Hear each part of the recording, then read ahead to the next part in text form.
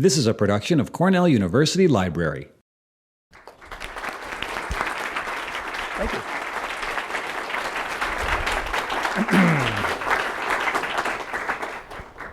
Thank you, everybody. Very encouraging to see such a nice turnout.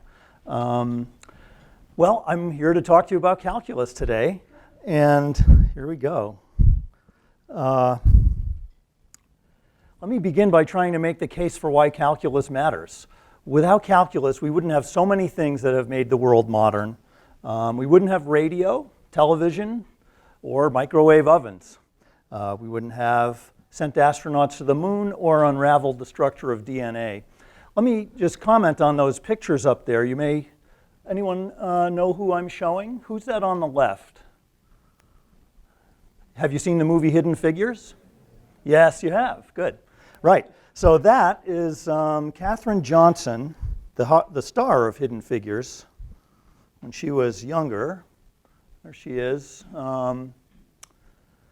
She worked for NASA. Actually, she worked for the organization before it was called NASA, and used an outgrowth of calculus that we would call differential equations to help design the trajectories that put the astronauts on the moon and brought them back safely. That's a picture I really like. I tend to get choked up when I look at it. You know, she was unrecognized for so long for her contributions, but there's I'm getting choked up again. President Obama giving her the Presidential Medal of Freedom, you know, there. She's still alive. She's over 100 years old now. Yes. And someone who did not live as long, sadly, is this woman. That's Rosalind Franklin, who helped us figure out the structure of DNA with her work in X-ray crystallography. She made the most beautiful crystals of DNA that caused her to take this very famous X-ray diffraction picture that, for someone who's expert in this field, can recognize as revealing the helical structure of DNA. This is a famous photograph that was shown to Jim Watson without her permission by her lab director, a person named Morris Wilkins. And it gave Watson and Crick an essential clue that led them to the double helix. So it's quite terrible, really, that it was shown without her permission. She died young of ovarian cancer. I think she might have been about 40 years old when she died. And she surely would have won the Nobel Prize, but you can't get the Nobel Prize posthumously, so it was given to the person who showed her photograph without her permission, to Morris Wilkins. Not good, but I mean, not like Wilkins was such a monster. This isn't the time to go into that. The point was that, that Rosalind used another outgrowth of calculus, Fourier analysis, which is essential for understanding the patterns that X-rays make after they bounce off of something like DNA molecules. So anyway, calculus in this more advanced form of differential equations or Fourier analysis helped us do those two things that I just mentioned. But also, you know, just day to day when we want to see pictures of our babies in utero, ultrasound, other kinds of medical imaging, wouldn't exist without calculus. Trying to find your way home, you use GPS. That is a wonder of calculus in so many different ways. So it's all over the place in our daily lives, more than we realize. Sometimes not always for good. I mean, it gives us nuclear energy, but also gives us nuclear weapons. And I should maybe clarify, I'm not saying calculus does all these things by itself. Obviously, you need nuclear engineering to have something like nuclear energy and nuclear weapons. But I think, you know, you should view, when I'm making these grandiose claims about what calculus has done for us, think of it as a supporting player in the great drama of science, that there are collaborations between scientists, engineers, mathematicians, and calculus is a sort of unsung hero that's in every movie, but you just didn't notice it, because it's sort of that funny looking, you know, it's not usually the star, but it's always there. So that's the first claim that, you know, just from this utilitarian point of view, calculus has helped make the world modern. But there's something a bit mysterious about that I want to focus on, which is how could it be that an arcane branch of math, which really grew out of geometry, it was originally about shapes, how could that have helped reshape civilization? And so the clue to how, I want to try to introduce the idea by talking about this gentleman, Hermann Wouk. Partly what I'm doing here is signaling that this is a talk meant for people like Herman Wouk. Herman Wouk did not know calculus. He was a novelist from my parents' generation. He's a person who helped tell the story of World War II back to the people who had just experienced World War II. So you're seeing a photograph of him there as a fairly young man. He wrote The Caine Mutiny, that later made into a famous movie with Humphrey Bogart.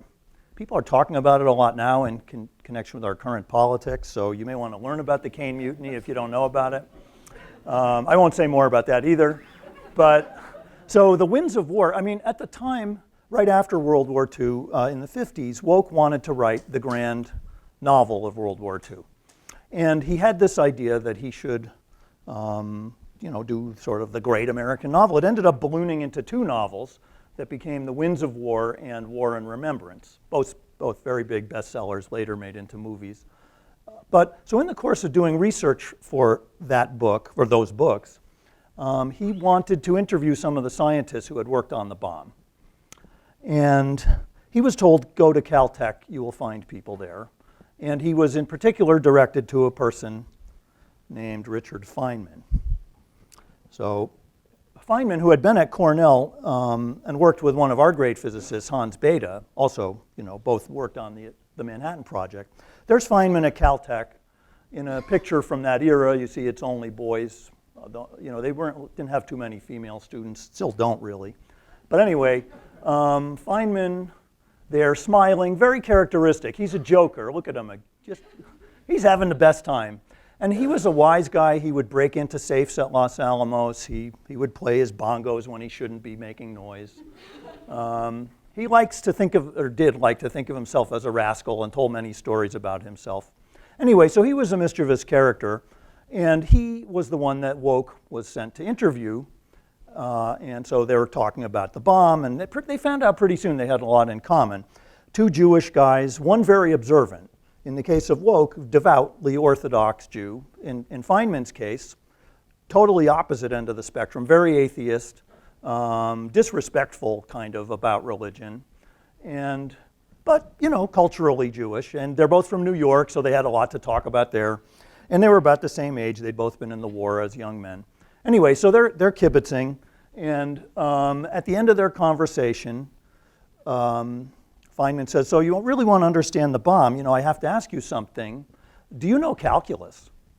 And Wouk, who, as I say, is a novelist and, a person in the humanities, admits, no, I don't actually know calculus. Never studied it. And so Feynman says to him, well, you better learn it. It's the language God talks. That became the title of a book that Herman Wouk wrote after his conversations with Feynman, partly inspired by their conversations, but much broader, actually. He went on to write about science. I don't know if you can see the subtitle from where you are, but it's a series of conversations about science and religion and the tension between them, whether they can be reconciled, whether the sense of awe that scientists feel is anything like the sense of awe that deeply religious people feel at the wonders of the universe and the creation. So anyway, it's an interesting book and not very well known. I would recommend it to you.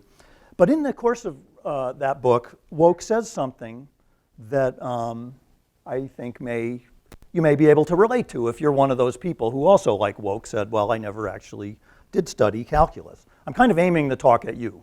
Like Herman Wouk is your surrogate. Okay, that's what I'm trying to get at here. So Wouk says this in the book. Admonished by Feynman about he better learn calculus, he thinks, okay, I'm going to try.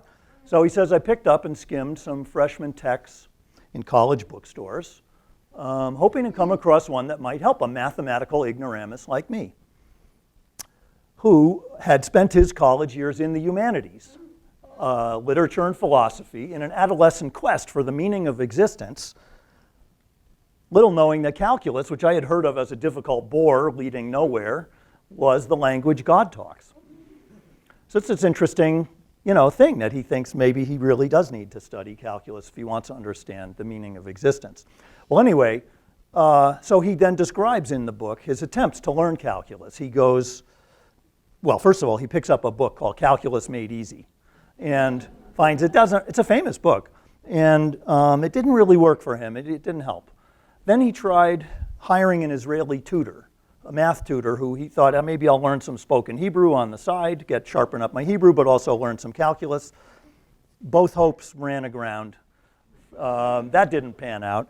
And then he signed up for a high school calculus course and sat there with the teenagers, and eventually started falling so far behind that he decided to quit. And as he was walking out, he said that the students clapped for him on the way out,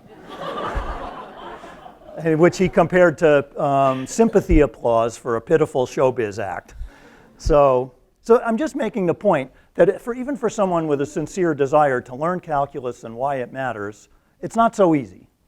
And so I wrote this book that we're here to talk about today, Infinite Powers, with the wish and the hope that maybe I could convey some of what is so marvelous about this truly world-changing thing, calculus, to people who either never studied it or did study it and didn't see the point of it, which I know is true for many folks who took advanced placement calculus in high school, or even, dare I say, students who take it here at Cornell. And there's a good excuse, okay? In our defense, the excuse is there's a lot of stuff to cover. You've probably seen these calculus books. They're more than 1,000 pages thick usually. And we have a lot, to train the physicists and engineers of the future. We feel like we got to get through this, and there's no time to talk about the history, how it changed culture, the softer side of calculus. We don't have time for that. So it's not always easy to get the point. So that's what I want to try to give you today. So let me go back then to this question of Feynman saying that this is the language God talks, which certainly makes it sound important, but what could he have possibly meant by that? All right, well, we don't really know, but I want to give you my take on what I think he might have meant. Let me start with this picture. This is a picture of my daughter, Leah, my older daughter, when she was playing at her grandmother's apartment. It was a wintry day, it's dry. You can see what's happening. She's fooling around, and she got some static electricity in her, and her hair is sticking up like that, and so I took a picture of her. That's about all I really want to say about electricity. It's something that can make your hair stand up. Also, you can be, probably familiar with the idea of magnets. You might have played with them as a little kid. You could sprinkle iron filings around them on a piece of paper, and they will make this amazing pattern showing that there's something invisible around the magnet that you can visualize with these iron filings, right? There's this incredible patterned, what we would call, the magnetic field around the magnet. And the idea that there's this invisible force field that you can then visualize with iron filings is bringing us to a bigger point, which is that in the 1800s, when people were trying to understand how electricity and magnetism really work, the key idea was to think about these invisible force fields around magnets, that there's a lot more to electricity and magnetism than meets the eye. And so the idea of the field was a crucial thing that helped scientists start to untangle what's really going on with electricity and magnetism in a fundamental way. Okay, so why am I bringing that up? Well, here's various physicists like Michael Faraday in England, or André-Marie Ampère, who gives us amperes, amps. I'm all amped up, that Ampere. Ampere helped us also understand basic aspects of electricity and magnetism. And there was a collective effort of several scientists in the 1800s trying to figure out what is really going on with electricity and magnetism. They discovered various laws of physics, as we would now put it, about these electric and magnetic fields. And so now you're wondering, where's calculus? Why am I telling you all this science? Well, calculus starts to come into the story after the physicists have done their work discovering the laws. Those laws about electric and magnetic fields were encoded in the language of calculus by this gentleman, James Clerk Maxwell. That's a picture of him as a young man. He's more usually seen as an old man with a big beard and gray hair, but I sort of like this picture of him as a youngster. Anyway, so Maxwell took all these laws of Faraday and Ampere and others and wrote them in this symbolic language of calculus. And the reason that was such a pivotal thing is that once he had them in the form of calculus equations, he could start to manipulate them. And so you may have heard this phrase or term of art, mathematicians, we talk about manipulating equations. I want you to think of it as really literal. Like you go to the masseuse, they start manipulating your back, they're massaging you or something. That's what it sort of feels like for us when we have equations. We transform them, we knead them, with a K, knead them. I mean, we're working them, but except not with our fingers and our hands, but with logic. Like we might add something to both sides, or we might take the derivative of both sides. You don't need to know what that means. The point is we do manipulations on them to transform them from one form into another. And why are we doing that? This is an exercise in logic. The math that we do with symbols is a way of carrying out a very long argument that would be too hard to hold in your head and too difficult. But it allows you to see implications. So in this case, there were 4 laws of electricity and magnetism and their fields that were known, but nobody could extract their implications without calculus. Maxwell starts massaging them, and various things start to come out, some of which are not very enlightening. But at some point, he gets a result that he recognizes because it reminds him of something else. To a mathematician, it's a very recognizable equation that is the same as the equation for a ripple on a pond, a wave spreading on the surface of water. And so Maxwell in that moment, and I wish I could be there in his, I picture like a candle-lit room, and so it's like this amazing aha moment. Electricity and magnetism can dance together to make a wave of invisible energy. And he calculates how fast would it move, and he finds it moves at a speed that he recognizes. It's exactly matching the speed of light. Okay, so in that moment, after thousands of years of wondering what is light exactly, humanity suddenly understood that light is a dancing, propagating electromagnetic wave, where the electric field regenerates the magnetic field, which regenerates the electric field, and they sort of bootstrap their way forward at the speed of light. So, why does that matter? Okay, calculus extracted this prediction that light can move, that light is propagating electromagnetic waves, and at that point, it's just a logical prediction of the laws that comes out of calculus. Does nature follow logic is really the question. I mean, why do we assume that it does? Well, Newton sort of taught us that nature behaves in accordance with the rules of our logic. It's amazing that you can take something that's true, manipulate it with logic, and out comes something else, and that other thing will be true. That's crazy, but that's how it works. That's what allows theoretical predictions to work in science, especially in physics. So anyway, Maxwell predicted electromagnetic waves. Just a short time later, a few decades later, they were measured, observed by Heinrich Hertz. And then a short time after that, a person named Tesla, who we've all heard of now, was able to use electromagnetic waves to do wireless transmission of energy. And then someone else we've heard of, named Marconi, thought, I could send signals across the ocean with this. This is all a direct flow from Maxwell and Faraday and Ampere and all of it. And so as you see, calculus is a key player in this, in making the prediction that this new kind of way of transmitting energy would be possible. Once we looked for it, there it was. So of course, there's a lot of ingenuity that went into the work of Marconi and Tesla. So again, I'm not saying Maxwell could do this all on his own, but he was an indispensable player in the story of how do we have wireless communication today? How do we have television and radio? It's all a key thing calculus played a key part in all of this. All right, so some of you will know this T-shirt. It's a favorite of physics majors, right? And God said, and then there's Maxwell's equations.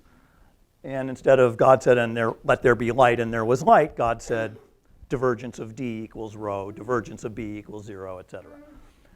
So there it is. Those 4 equations that I've been talking about, the encapsulation of these laws of physics, imply light. And those are all written in the language of calculus, a specific kind of calculus, vector calculus, but still calculus nonetheless.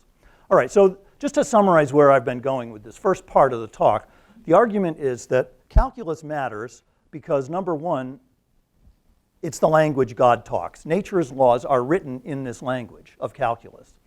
And it's not a triviality. They're not written in the laws of algebra or the language of algebra. They're not written in geometry. Galileo thought that.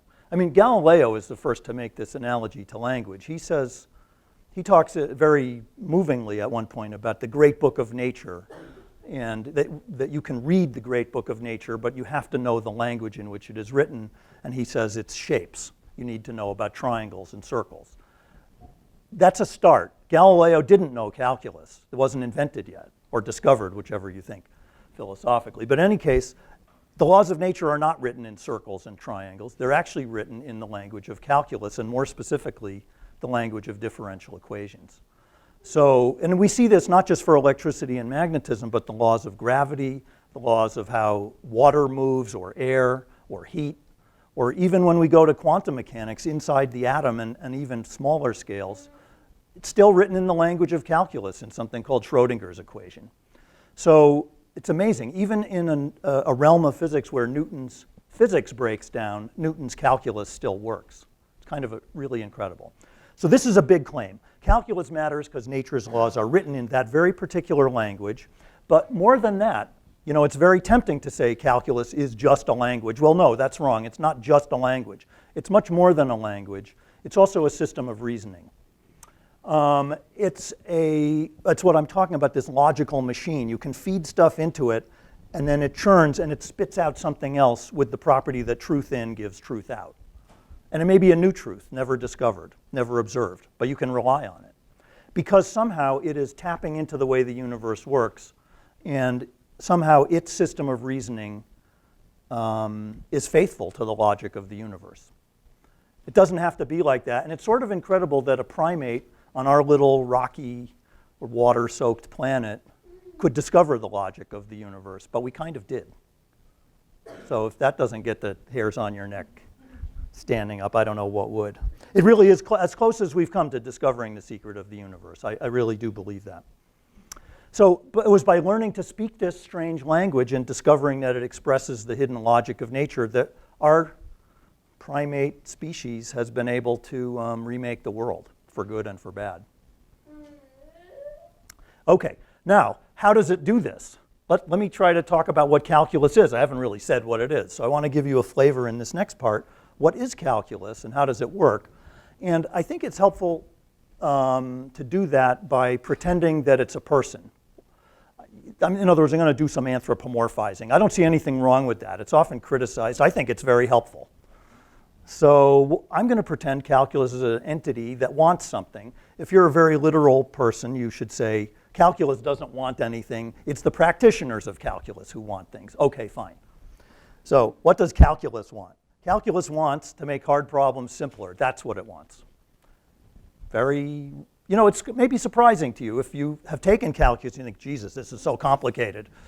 It is.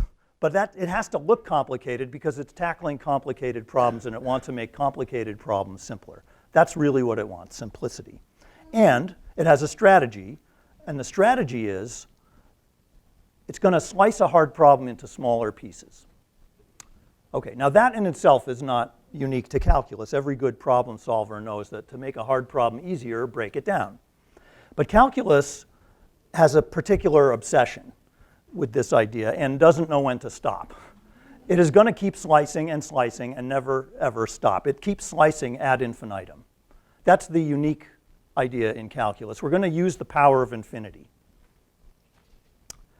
So I'm going to call this the infinity principle. It's a made-up term. You won't find it in any book other than mine. So it doesn't exist, but I think it's really the heart of calculus. You know, when trying to think, to explain this to the public, what is calculus all about?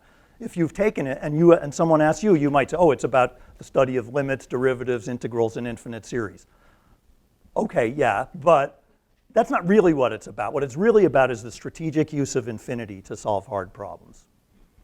And all of those other buzzwords I just mentioned do that. It's infinity that's the key idea. So specifically, the strategy is we're going to cut a problem of any type into infinitely many, infinitesimally small pieces, and then solve the problem for those tiny pieces. That's going to turn out to be easy, usually, relatively easy, much easier than the original problem. The hard part is to put all the pieces back together again to study the question you were originally interested in. So you can see that calculus has this double-barreled strategy, cut and then rebuild. And that's why there are two halves to calculus that are the famous halves you've heard of. The slicing part is the part that we call differential calculus. That looks at the differences between pieces. The hard part is integrating everything back into the whole. That's the rebuilding part. That's integral calculus, and that is much harder. Okay, now, this thing that I just described, this strategy of cutting and then rebuilding, only works if you can keep cutting forever. Right? I say that's the strategy. You're going to keep slicing and slicing forever.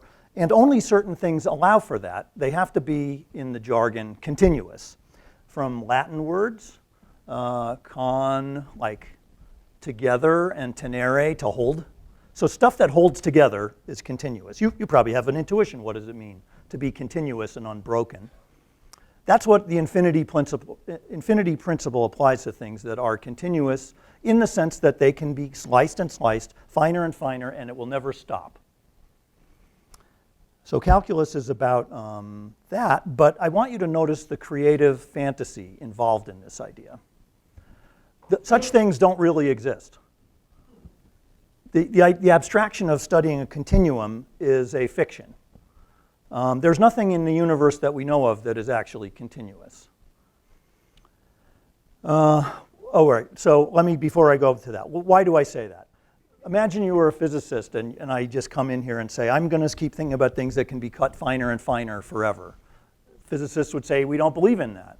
There are atoms, right? The word atom, which I suppose comes from Greek. Yeah, you're nodding. Can you tell us? Or do you know Greek or enough to say what an atom means? No, just enough to know that. Yeah, okay. So A for not, and tome like tomography, or atom is uncuttable. So an atom is a thing that cannot be cut. It's so small that it's done. You can't cut it any finer. So the existence of atoms, these indivisible particles, was this ancient idea from Democritus and others in ancient Greece. But the idea that the world is built of uncuttable entities is the atomic theory. Now, we don't believe atoms are uncuttable anymore. We think there are smaller things, quarks, whatever, other subatomic particles. But even, if you talk to people at the far extremes of physics today, they would say, we think there's smaller scales than that. There's the realm where gravity and quantum theory will be reconciled someday. That hasn't happened yet. But when we have a theory of quantum gravity, space itself will start to look discontinuous. There's a scale predicted by quantum gravity. Okay, you're wondering, how can there be anything predicted by quantum gravity if it doesn't exist yet? We know that there are certain numbers that will definitely come into any future theory. The speed of light, because it governs something about the structure of space. Planck's constant, because it governs the strength of quantum effects. And a number called big G, which governs the strength of gravity in the universe. And there's only one way you can combine big G, the speed of light, and Planck's constant to make a length. There's only one way. That was figured out in around 1900 by Max Planck. And today we call it the Planck scale. And the Planck scale is a length about 10 to the minus 35 centimeters, which is way, way, way smaller than the smallest particle we've ever measured. It's incredibly small, obviously. Very small. And there's also a smallest time. The time it would take light to traverse that distance, the Planck time, is 10 to the minus 43 seconds or something like that. So these are unfathomably tiny distances and times, but there's every reason, if you believe in modern physics, to say that space and time will lose their continuity below that distance. It doesn't even make sense to speak of a distance shorter than that. So you might think, well, I don't care about that. That's very small compared to me. It's not going to, like in what's that, I guess it's Annie Hall, where Woody Allen, his mother says he's very depressed, and the psychiatrist says, what are you so depressed about? The universe is expanding, is the answer. The mother says, well, Brooklyn's not expanding. So anyway, maybe we shouldn't care about the Planck length. I mean, it doesn't really affect us at our scale, but it's not that far. I mean, it's only, if you were measuring things in digits, if we're at a scale of kind of 1, it's only 43 digits away from us. And there are people who have memorized pi to a lot more than 43 digits. Right? People know hundreds or thousands of digits of pi in contests.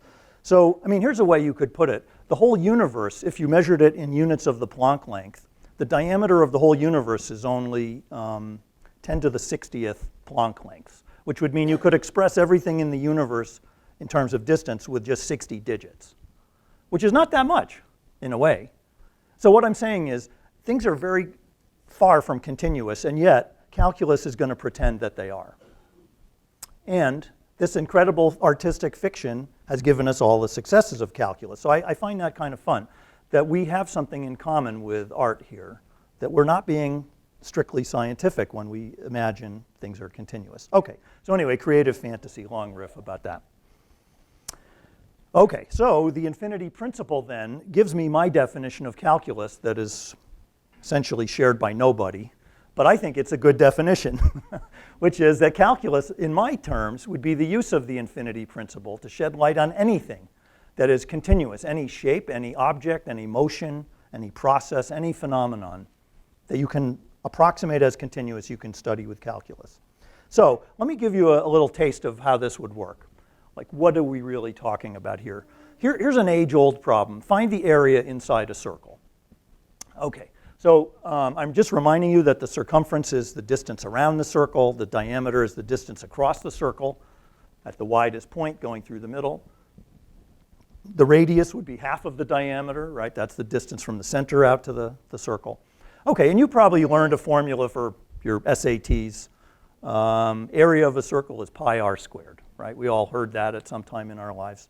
R being the radius, pi being this mysterious number that has infinitely many digits. It's already a signal that there's some calculus going on. You know, pi is not really part of geometry. Pi is actually part of calculus, it turns out. And that's why your geometry teacher can't really explain pi to you very well, because it's coming later in the calculus part of your.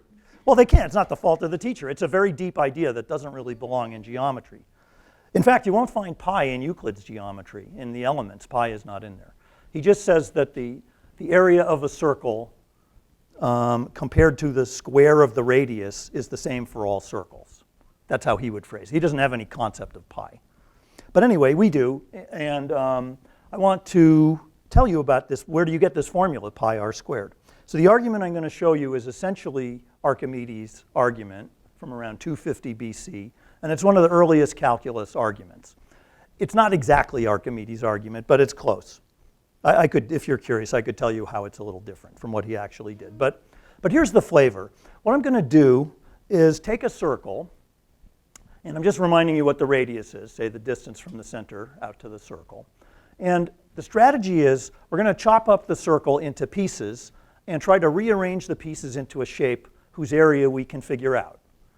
Okay, in other words, I can't figure out the area of the circle, because imagine I'm in ancient Babylon or Egypt or Japan. This was an unknown thing at that time. People didn't know the exact area of a circle. How could we figure it out? Well, so we're going to rearrange the pieces into a shape that's better. Now, this shape doesn't seem better.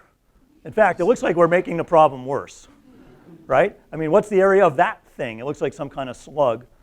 I don't know. So it's like in drama, you know, the actor, the protagonist gets into trouble, and now we're interested. What's going to happen? That's what they say, right? In playwriting, you're supposed to put your hero up the tree and then find a way to get the person down. So now the hero's up the tree. We got this weird shape, but there are some things we do know about it. Half of the shape is these, I mean, look at the bottom here. Those two curvy arcs at the bottom are half the original circle's circumference.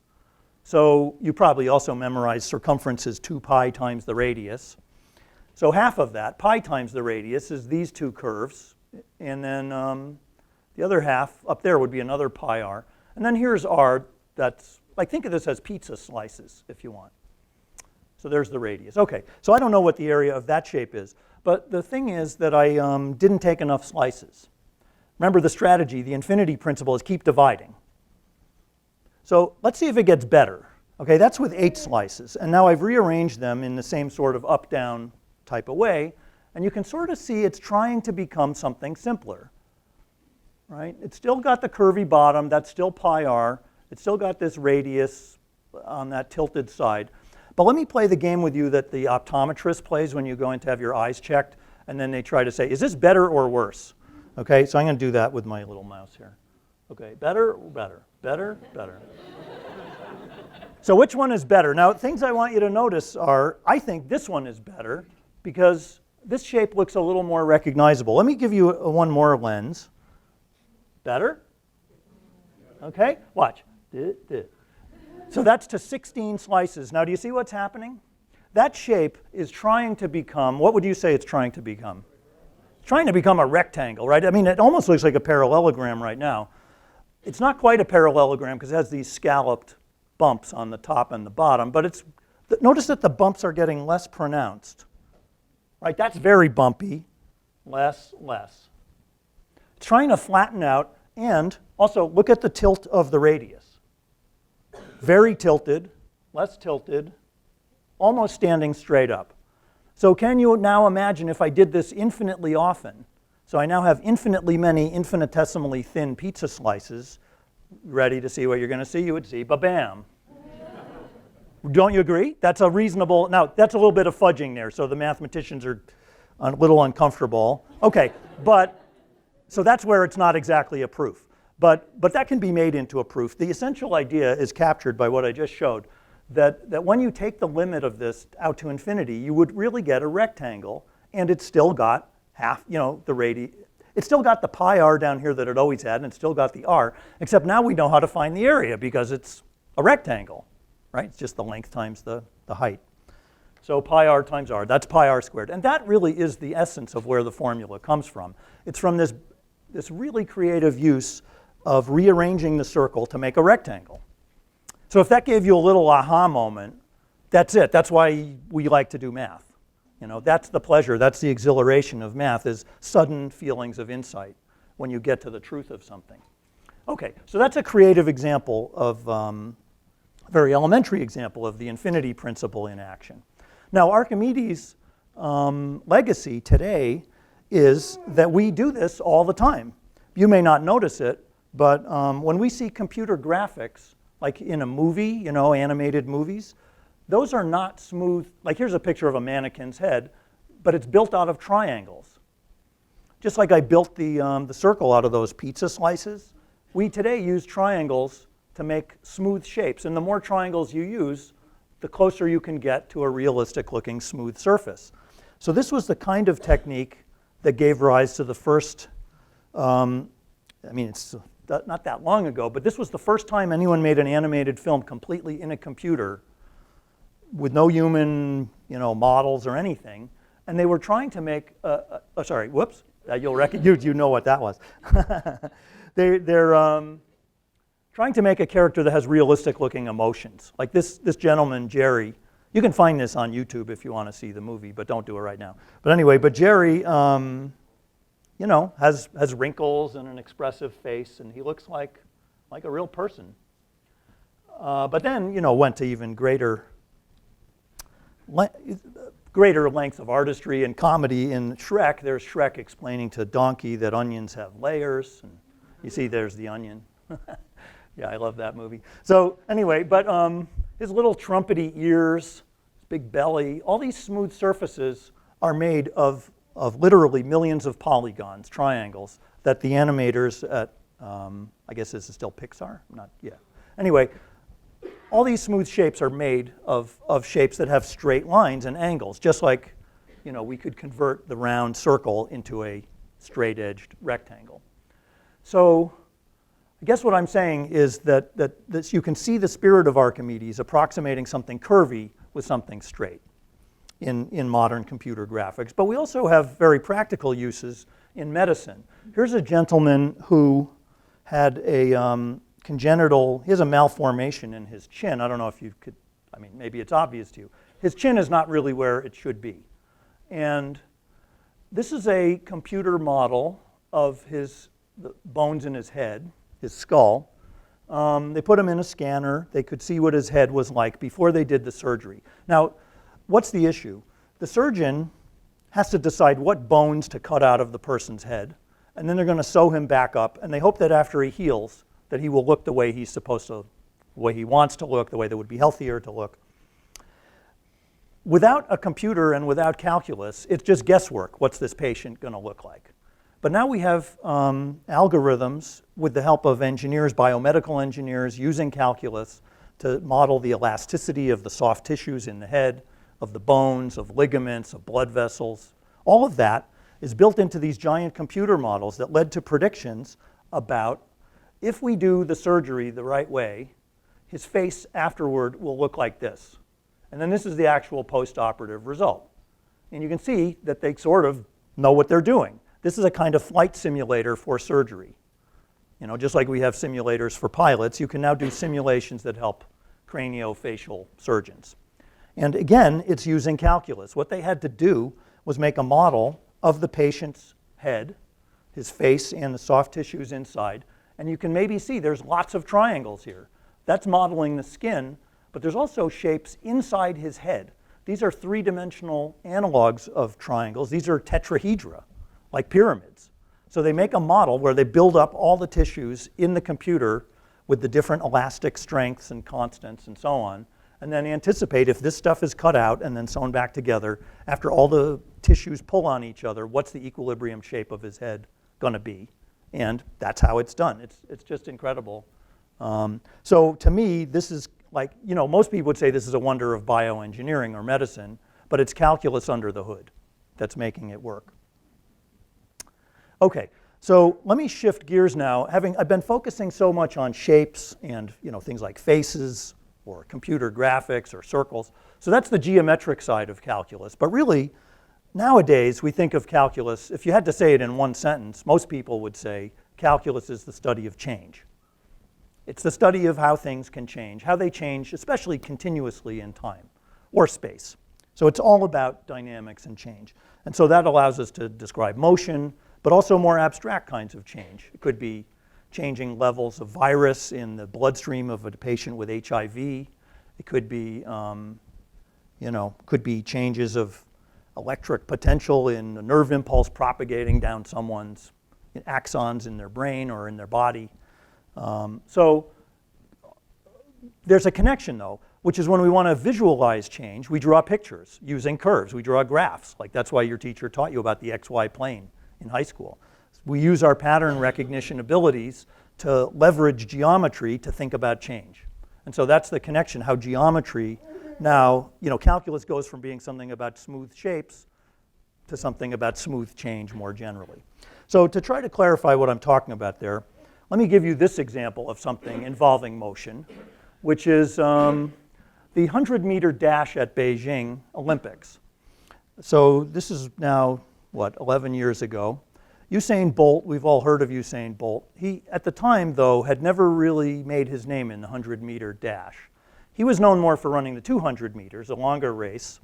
But he thought he would be, maybe he could do well at the 100. And he begged his coaches to let him try it.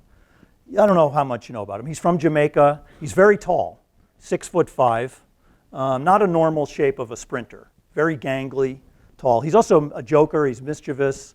Likes to play practical jokes on people. He's very lighthearted.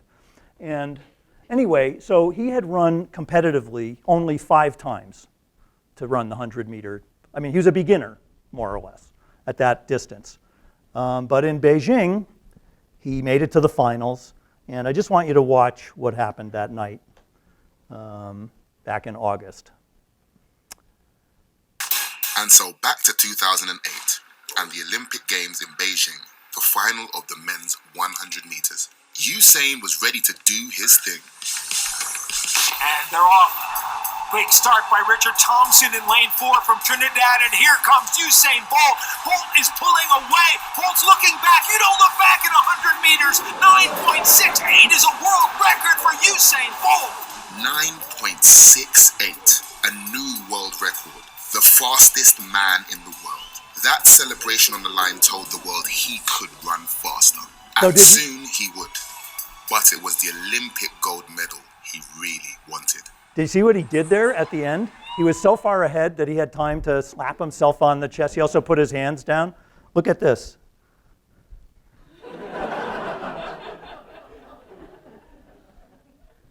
Those other guys are running really hard. They're really fast. And he's fooling around. He's putting his hands down. He broke his stride. He's slapping himself on the chest. And he still broke the world record. So the question is, everyone wondered, what if he had run seriously? How fast could he have run? Okay, so let's ask that question as a calculus question. Let's analyze his position versus time down the track. So what I'm showing on the vertical axis is his distance down the track from 0 to 100 meters. And they happen to have cameras every 10 meters on the track. So then they could see, and also timers. So they know when he crossed 10 meters or 20 meters or 30 meters. So they have those split times every 10 meters. And so those are the 10 dots on the picture. I have connected the dots with a smooth curve, but we don't really have the data in between the dots, so it's some guesswork there. But here's what goes into the guessing. We know that at the beginning of the race, he's not moving. He's in the blocks, crouched. His velocity is 0. So what that means is that at the initial time, he's starting at 0 time and 0 distance down the track. But you see how the curve is flat? There it's coming out with a flat slope, and then it gets steeper. The steepness tells you the speed. That's the slope of the distance versus time is the speed at a given instant. And so initially, it's flat because he's not moving initially. So I fit a reasonable smooth curve that starts with 0 slope through the dots. And statisticians have various ways of doing this. So you could do it various ways. They'll all give more or less the same result. So having fit a smooth curve through there, then I look at the slope at every point to measure the velocity and get this. So here's his velocity as a function of time. And you'll notice something that you saw already with your eye, right? You see what's happening there? He's picking up speed. He's going up to 12 point something meters per second. That's like, I think at top speed he was going about 27 miles an hour. If that's more meaningful to you, it's pretty unbelievable. And then he starts goofing around. And that's that. In the last 20 meters or so, he drooped off when he was fooling around.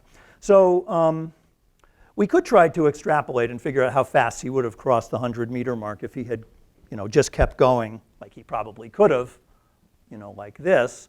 But instead, we don't have to do that. We can just wait another few months for the World Championship in Berlin. Because a few months later, he's in Berlin. And this time, scientists come out with laser guns, like the type that they would use, to catch a speeder, or like a radar gun for someone driving too fast. So they had all the runners wear reflective dots on their back, and then somebody's pointing a laser gun at each sprinter, and then they run down the track, and then they could really get very good resolution data. 100 times a second, they can measure his speed and his position on the track.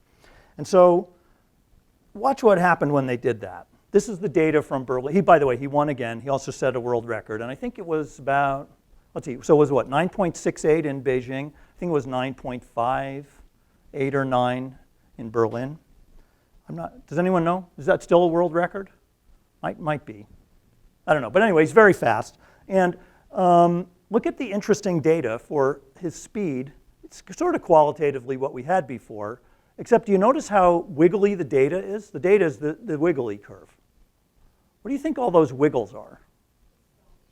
His stride, exactly. It's picking up the difference in speed when he puts his foot down when he lands, and then when he launches off and he's airborne. You can actually see the speed throughout the stride. He, I think, runs something like 43 strides when he does 100 meters. Everyone else runs 47 because he's tall. So he just, I might be off. He's got fewer strides than most people, but whatever. You could count the number of wiggles, and it's something like 43 or 41. Anyway, meanwhile, though, there's all this wiggly stuff that we're not that interested in. Okay, yes, we can see his stride, but what I find kind of philosophically meaningful and a larger message here is that sometimes going to very high resolution is not what you want. Because in fact, all we really want is his trend line, which we could have done if we had only measured a few times. We didn't have to use a laser gun to see his average trend. And so I think there's a larger lesson here, going back to this idea that calculus has this creative fantasy built into it, that although it's only an approximation to the way we think reality really works, somehow calculus is getting at the essence of the way change happens in our world. And so I'd just like to end with this thought coming from the world of art, that just as Picasso said that art is a lie that makes us realize truth, I think you could say something similar for calculus. All right, so let me leave you with that. I'm happy to take any questions.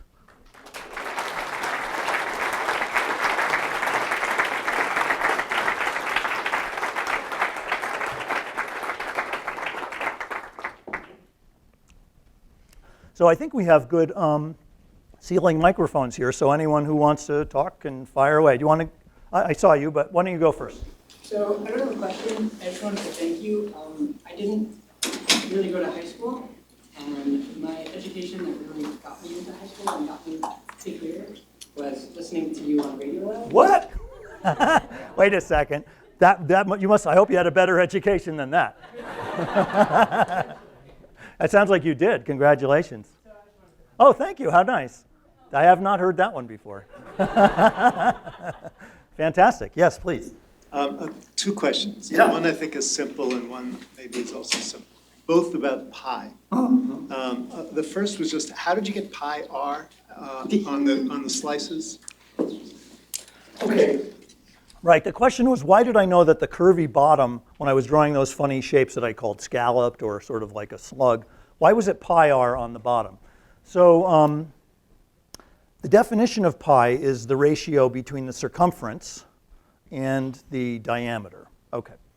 And the diameter is 2 times the radius, right? 2 radii to make a diameter. So there's a formula, c over 2 times the, I don't have a, oh, I guess I do. I won't be in the visibility of the camera. Can I be? Yeah? All right. So, so c over 2r is how we define pi. Okay. So that means that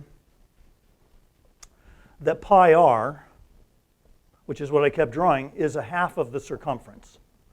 And so what I was saying is that, when I have a shape that looks like that, that's half of the circumference, because like when I had 4 slices, I put 2 of the curves on the bottom. So that's all. Pi r is just half the circumference. Half of it was on the bottom and half was on the top. Great. Yes. So that leads into the second question. Yes, second question. So why wouldn't the Euclideans have thought about the ratio of the circumference to the diameter? They did, Why right. wouldn't they say, that's an unusual relationship? Right. So certainly Euclid and people before Euclid had considered the ratio of circumference of a circle to either its radius or its diameter. They just didn't consider that ratio to be a number. That's hard for us to think about. It's interesting. Different cultures at different times don't think the same way we do. They thought the Greeks loved proportions.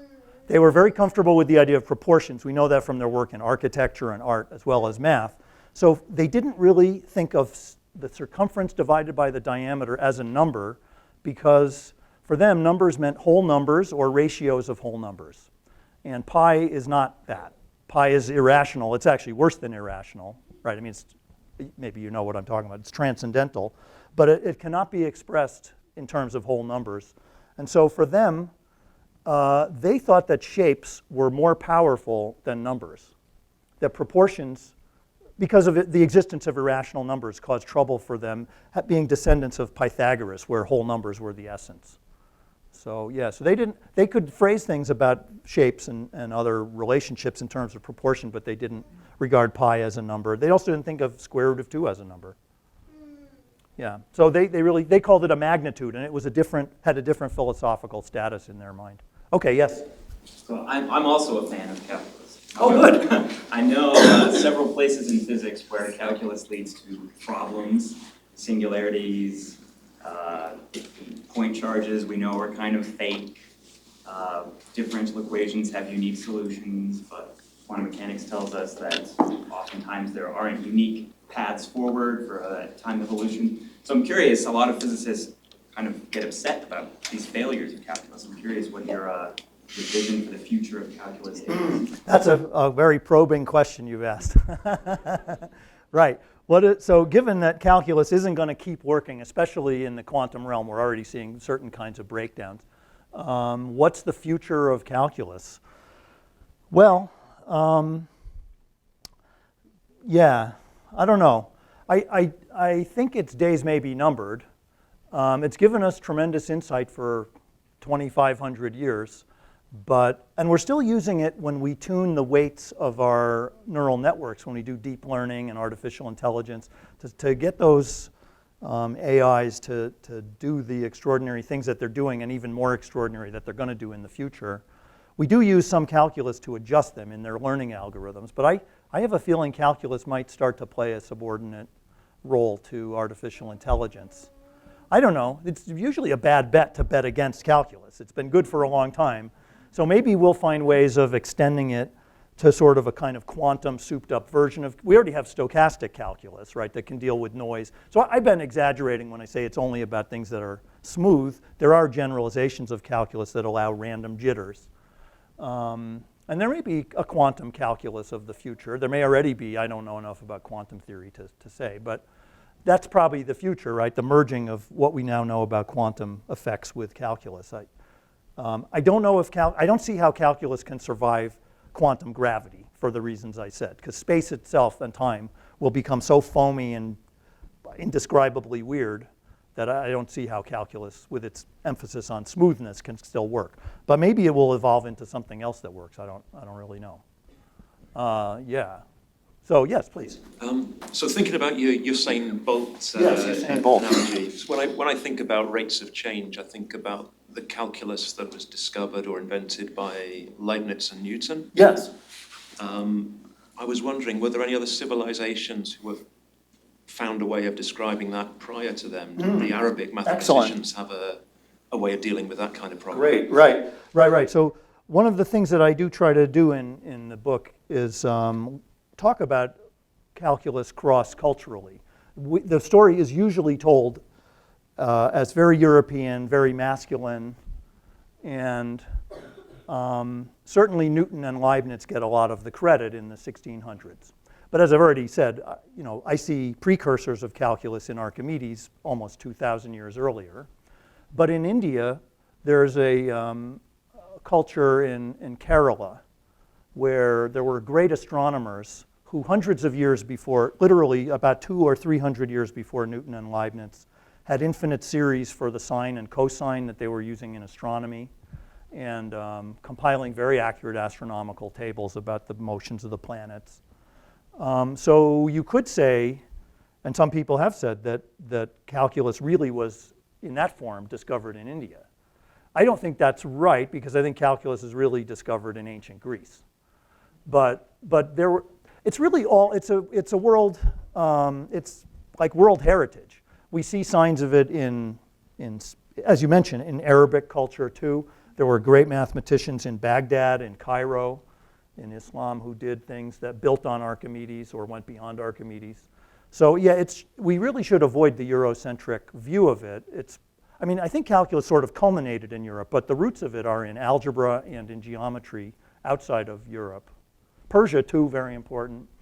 So yeah, good point. As far as the masculine side, I did try hard to include some of the contributions of some of the great female mathematicians and tell stories about at least 4 of them. But there are many more. In the end, actually, I sort of ran out of gas while writing the book. There was a deadline, so I didn't get to some of the people I wanted to talk about, like Euler and Riemann and Cauchy. I couldn't get out of the 1600s. There was a lot that happened in the 1600s, and so the book is not perfect. I would like another crack at it, but there are other things to do. But anyway, yes, definitely contributions outside of Newton and Leibniz, big ones. Yeah. Okay, wow. Any other questions? Yes, please. Might be stupid, but like building a house or doing a recipe or whatever, you can use algebra, geometry. But in everyday life, I don't find any use of calculus. That's probably right, yeah. Right, it's an interesting comment that, we do certainly use arithmetic all the time in, making a recipe, and now you've got more people coming than you thought, and you need to double the recipe, so we use proportions. We use a lot of arithmetic all the time. No one would doubt that arithmetic is relevant. Not too many of us use the Pythagorean theorem, but maybe if you were a surveyor or a carpenter or something. I mean, even geometry and algebra, you'd be hard-pressed. I'm a little surprised you said you use algebra in your daily life. You really do? Well, like 2x recipe. Yeah, 2x, okay. Kind of glorified arithmetic. I think you raise an interesting point, which is, do we want to make the case for math as you're going to use math in your real life? I think that's fake, and most people know that's fake. That you can lead a very comfortable, nice life never doing math beyond arithmetic. And that's just a fact, and those of us that teach math ought to just recognize that, because everyone else recognizes it. And so that can't be the reason for learning math. Okay, sure, if you're going to be a quantitative person in finance, or you're going to do radiology, or you're going to be a physicist. Obviously, those people need math. Everyone knows that. But for most people in the rest of the walks of life, do they really need math? No, they don't. Honestly, they don't. But you don't need to read Shakespeare. You don't need to read Toni Morrison. You don't need to learn how to play soccer. You don't need, you know what I mean? There's things that make life worth living that you don't, strictly speaking, need, but you sure want them, don't you? And I think calculus is one of those, and all of math is one of those enriching, marvelous things that makes your life better outside of utilitarian need. And so I kind of want us to teach more of that. Instead of math to just train future engineers and scientists, why can't we have Math 101? Like we have Psychology 101. I'm not going to be a psychologist, but I want to learn the basics of psychology. Or Music 101, so I can learn, you know, how's Beethoven different from Schumann or something. How come we don't do that in math? We should. I think I want math in there as part of world culture, which it is. And yet we're in such a rush to train the future technicians that we don't, you see where I'm going. So I think we're doing a bad job of getting across why math really matters to like 80% of the people who have to take it. And so maybe we can work on that. Yes? Well, on those lines, you started by talking about pattern recognition. Yes. And we do use pattern recognition in things beyond math, beyond science. That's a good point. Language learning. True. If you can recognize that the verb endings are going to be the same in the first person, second person, I teach Spanish. Okay. If you can recognize that, you know, this word order will have this effect and this change in this word order will have this other effect, I mean, it may not be strictly math, but it is certainly pattern recognition. Right, so that's an interesting argument. So a standard argument, and a good powerful argument for why math, is that math helps you develop your pattern recognition abilities, your recognition of structure in general, your logical skills, your patience, willingness to solve problems, resourcefulness, tenacity. All of that is true. But I don't buy it because that's not unique to math. That is, we could also be teaching chess, or we could teach philosophical argumentation, or we could teach anything that requires, we could teach Sudoku, you know? I mean, and I'm not saying we shouldn't. If your goal was to teach people how to recognize patterns and how to think creatively and how to be tenacious, math is not the only game in town. There are a lot of other things that would do that. Debate, you know? So like you say, it's language, linguistics. Linguistics can be very quantitative. So anyway, I don't think we can use, you know what argument I really hate is that math is like calisthenics. That math will make you stronger. You'll build up your brain. You know, like, who wants to do push-ups? Come on. Are you comparing my subject to push-ups? Some people do.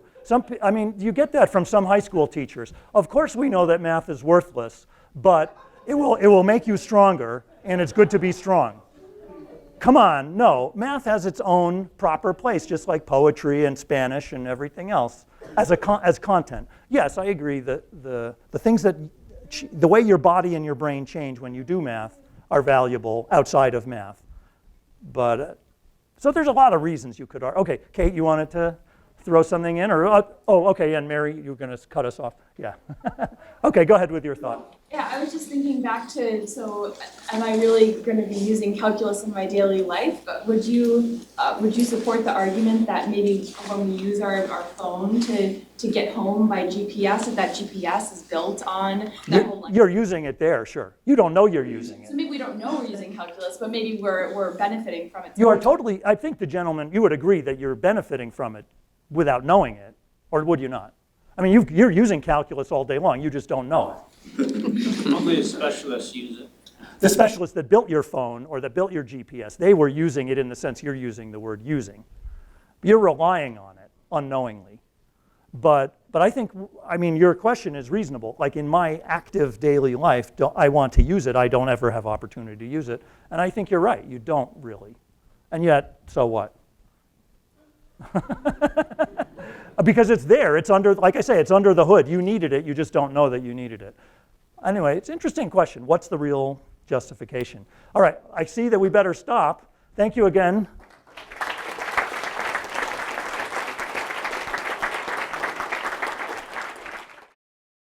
This has been a production of Cornell University Library.